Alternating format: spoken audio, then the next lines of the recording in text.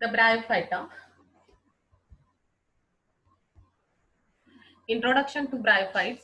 Bryophyte is a traditional name used to refer to all land plants that do not have true vascular tissues and are therefore called non-vascular plants.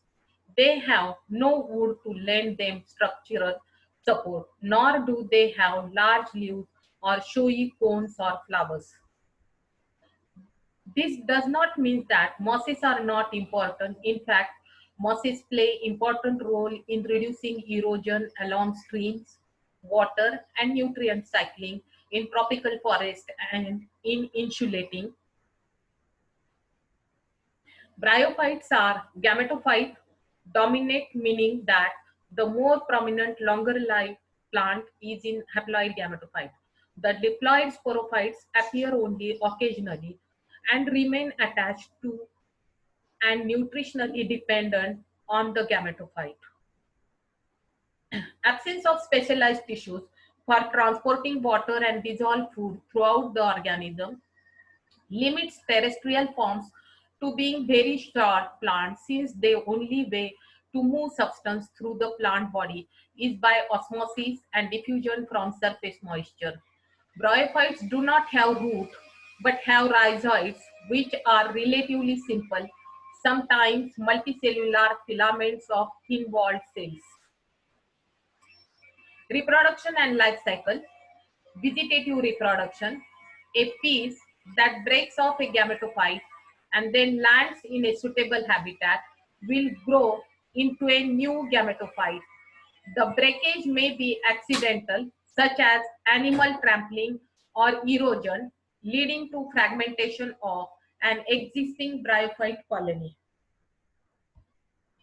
Sexual reproduction.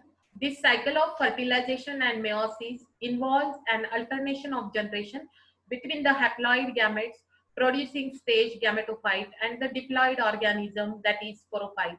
In the bryophytes, it is the haploid gametophyte that produce the leaves and thalli and therefore predominant.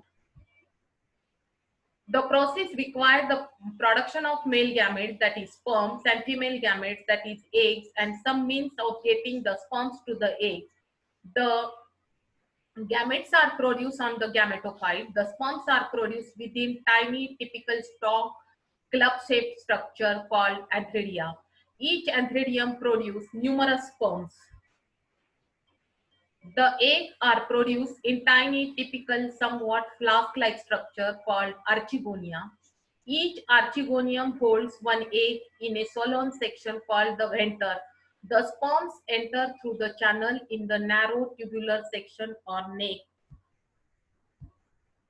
A fertilized egg in an archegonium develop into the sporophytes.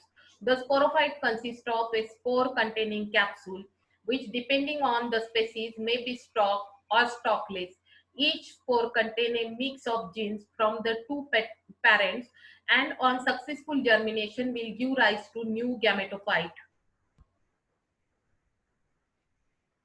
Life cycle. Male and female plants develop a capsule stalk. The capsule lid opens and the spores are germinated, and germinating spores developing into leafy moss plant. Bryophytes are of three types: mosses, liver rods, and hornworts.